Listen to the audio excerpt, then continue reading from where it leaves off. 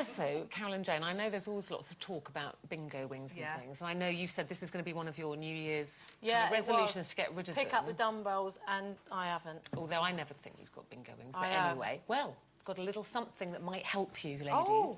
Now, you might... Oh, blimey. Yeah, you might think that's just an ordinary dumbbell, but no, take one each. This is a vibrating dumbbell. Vibrating? Yes. It vibrates. It vibrates, and apparently... Right, go on. It's going to give you toned, sculpted arms. Well, right, there's a double hand front. Stop it. Right, Jane, there's a side to side. There's a side to side. Do you know what? And there's a behind the head. Behind the head. What does it feel like? It just feels wrong. It feels wrong. It doesn't feel... It doesn't... Now, if you do that... It doesn't look right, does it? If you do that, it says that will create up to 240 muscle contractions in a minute. Yeah, and if you do that, if you shake it backwards and forwards for 6 minutes a day, you can wave bye-bye to those bingo wings. OK. Anyway... OK, so we'll give them a go, then. Take them home, give them a go. I can't wait. It's all to do with the vibration. Is You it? really have to pump them, don't you? Yeah. That's like that. Yeah, You have to go you a bit... do. You have to really pump them. Right, OK. Right. Anyway, take them home with you. I'm exhausted. Take them home and let us know how you get on. Oh, my little hot guinea now. pigs. Can't wait. Now, listen, we're talking fitness, obviously, there, but and health. And the Tory health spokesman, Andrew Lansley, he's been setting out the Conservatives' public health strategy, and they seem to be very keen on labelling everything for us. They want alcohol units to be replaced with centilitres on cans and bottles. That's apparently going to combat the confusion around units, which I don't understand anyway. They also want to see fast food chains publicise the calorie content on their menus, and they want all food packaging to show daily guidelines amounts of fat, sugar and salt. Yes, Carol's bored already. So do you think all these plans to label everything for us as if we're 5 years old, but, you know, numbers and calories and centilitres on bottles, is it going to help the nation get fit and healthy? See, the thing is, I'm a big label girl, and I'm going to get booed for this. But no, I do. I read backs of for the calories and the fat content. I take the notice, but I read them. And last night... Exactly. Yeah, no, last night I did something stupid, terribly wrong. I went to see Legally Blonde, and because it was so amazing, I sat there and thought, oh, I just fancy a few little chocolates.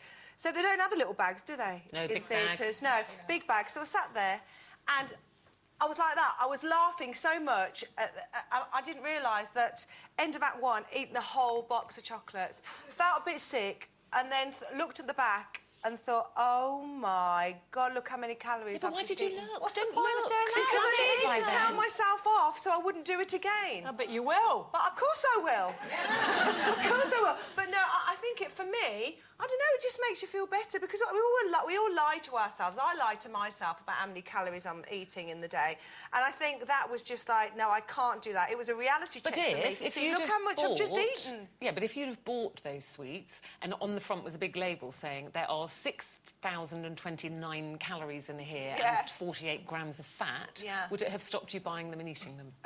Probably if it was on the front, staring at me going, your you thighs know are that. going to be massive Deep down, tomorrow. you know that. You already know it. And the problem with all this labelling, you know, you think they've got better things to do. There's so many things going wrong in this country, and what are they doing? They're tinkering with labels on food. And the problem with that is the people who care, the people who are interested in what they put in their mouths and what they eat, already are aware of the labels. They make it their business to know what's in stuff. The people who don't care just eat anything they want anyway, so what's the point? Just leave it. Yeah, but I disagree. I disagree because I think there are people that do care and they don't understand them. I have to say, the wine thing, I don't even look. I have no idea what a centilitre is. All I know is I like my wine. I know which ones I like. I know I shouldn't drink a whole bottle of it every night. Doesn't always stop me. So the wine thing, to be honest, I wouldn't. But the food thing, I feel quite strongly about because I think all governments pay lip service to this. You know, we want to make the nation healthy and stop obesity. They should be making food manufacturers have a standard system right across all food labelling that tells you how much fat, how much sugar. And the trouble is, they do. No, but I think people want to, but they don't understand it, and it's misleading, a lot of it. So you'll pick something up and it'll say on the front, you know, low salt or less sugar or no added sugar. And when you read the back, it's always tiny print, and also they do this thing per half pack. So Eamon actually went and he's trying to do a bit of healthy eating, and I was away, that's all you're supposed to and he eat. bought himself a ready-made curry, and he thought he'd done really well because it was prawn, and it said something like, you know, I know, less sugar, I don't know. And I looked on the back, and it said something like 14 grams of fat, and then in tiny writing it said per half pack. So I said, and then I said to him, darling, that is 28 grams of fat in that whole thing. And he was crestfallen. And he was like, oh, I can't do anything right. You see, and it's misleading. You've just said that. You've just said the word pre-packed. As soon as you see a ready-made meal, it's going to have more salt, more sugar, more calories, more fat in everything. You see, I eat full butter, full milk.